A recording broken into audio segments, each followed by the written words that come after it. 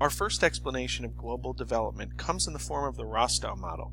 The Rostow model looks at the economic history of the United States, from its origin as a traditional society based on agriculture, through industrialization, rapid industrialization, innovation, and maturity, to where we are today in a high mass consumption economy, a society that demands consumer goods. We look at this model and we highlight a couple characteristics. The Rostow model says that innovation and openness are critical to economic growth, meaning that we need a society that fosters innovation and creativity, and we also need a society, a government, a market with low corruption, with a capitalist model that allows for innovation, allows for incentive to drive change and progress.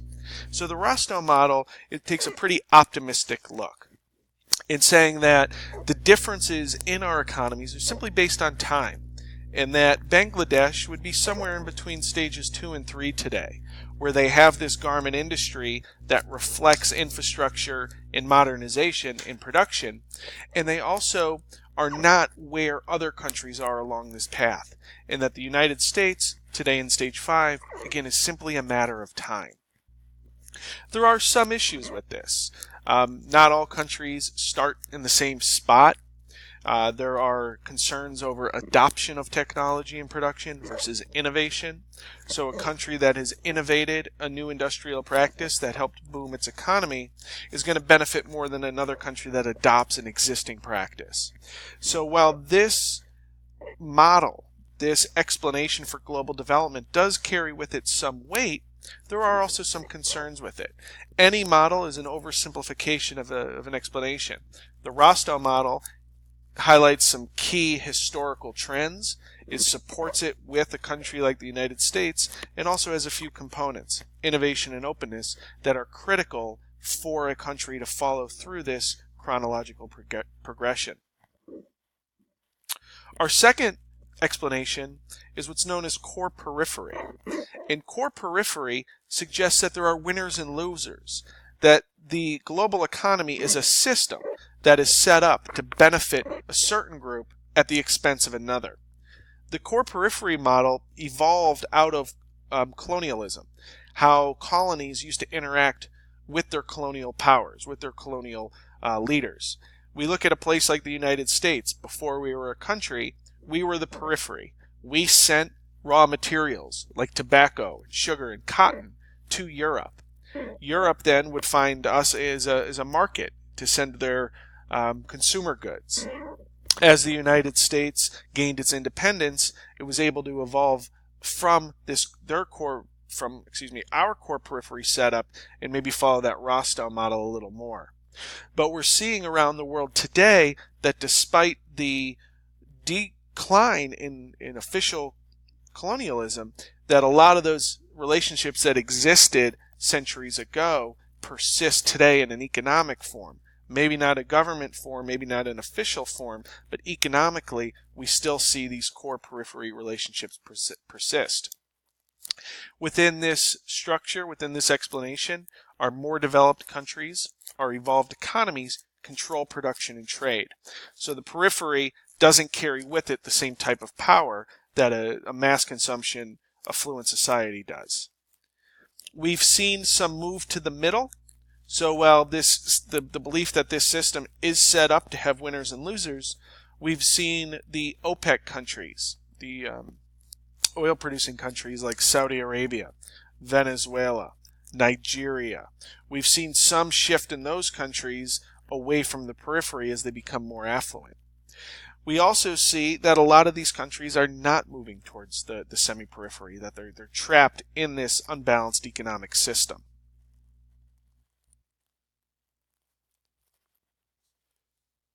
When we look at what occurs through an unbalanced system, we have what's called cumulative causation. And this is the idea that growth feeds growth. Now, these regional differences could occur both within a country and between countries. So this image on the screen of China shows us that per capita income is much higher in the coastal areas than it is in the central and western part of the country. The coastal areas in China are their sites of production, are their sites of foreign investment and global relationships. The coastal cities and provinces in China are where you're going to find the most wealth. The center of the country falls behind. You might recognize this trend happening in the United States, where many of our coastal cities and states are among our most affluent areas, where many of the states in the center of the country, where population counts, population density is much lower than the coastal areas, where economic activity is often based more heavily in the primary sector, we see that the center of the United States also reflects cumulative causation. With this cumulative causation, we see what's called a brain drain, meaning the best and the brightest, the most talented labor, moves towards those areas where the GDP per capita is the highest. They move towards opportunities. And we also see capital, meaning investment, is going towards the areas of growth, these growth poles. Around the world, this leads to what we call primate cities, cities that are disproportionately larger, both economically and in terms of population, than other cities within the country. A metropole is a former colonial city that, after colonialism, maintained its economic importance and also more or less sucked or vacuumed in all of the talent and all of the capital from the country to invest both people and financial resources in these key cities. The map on your screen right now shows African metropoles. These former port cities, these port cities that are former colonial cities, are still the most powerful economic cities in many of these countries. So if you look around, you see that these port cities are designed to extract from the interior and bring those raw materials, bring those goods to the port. As you look across the continent, you don't see that these different railways, these different links connect. You'll notice that on the eastern side you have Mombasa and Dar es Salaam. They don't connect with Luanda on the west coast of Africa. They don't connect with with cities like Lagos. They don't connect in the south with places like Cape Town and Port Elizabeth.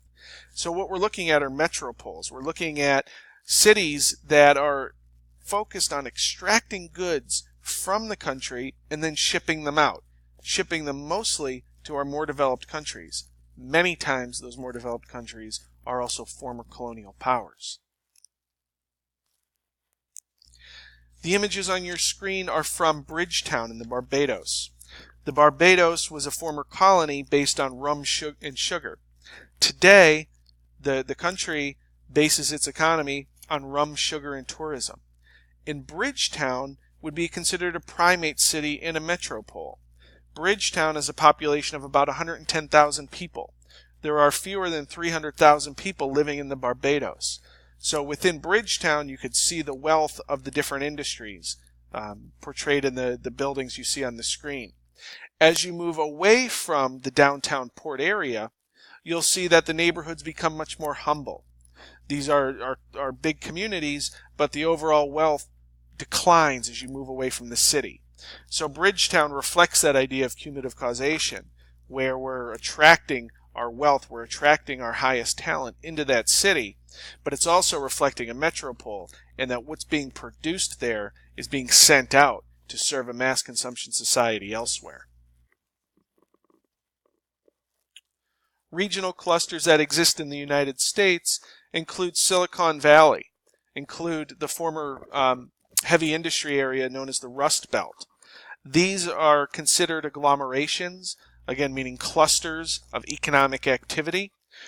Silicon Valley today would be considered a thick market, an area where there's high job demand and a very specialized labor pool.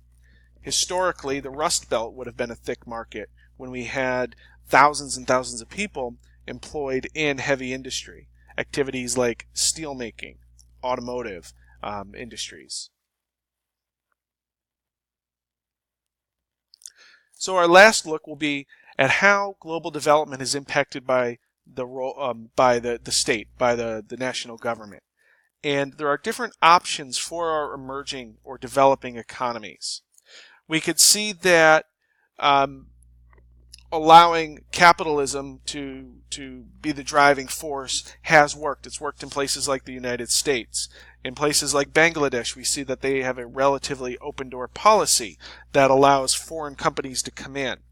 Now, many countries will shy away when they see the type of accidents, the type of disasters that occur at places like Rana Plaza.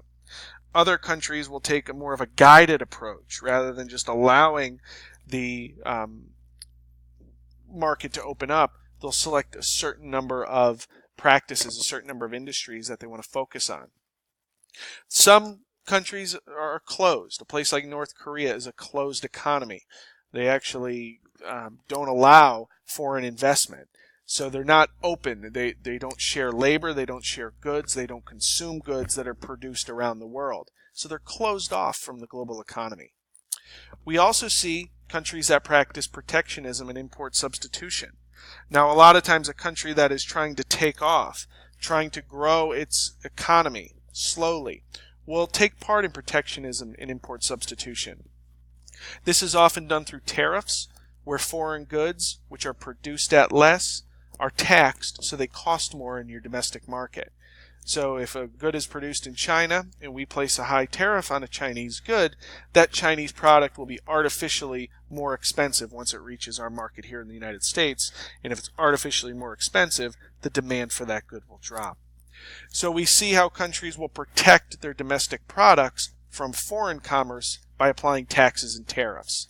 So this could work if your industry is in its infancy, before it's reached a lot of efficiencies, to protect your industry.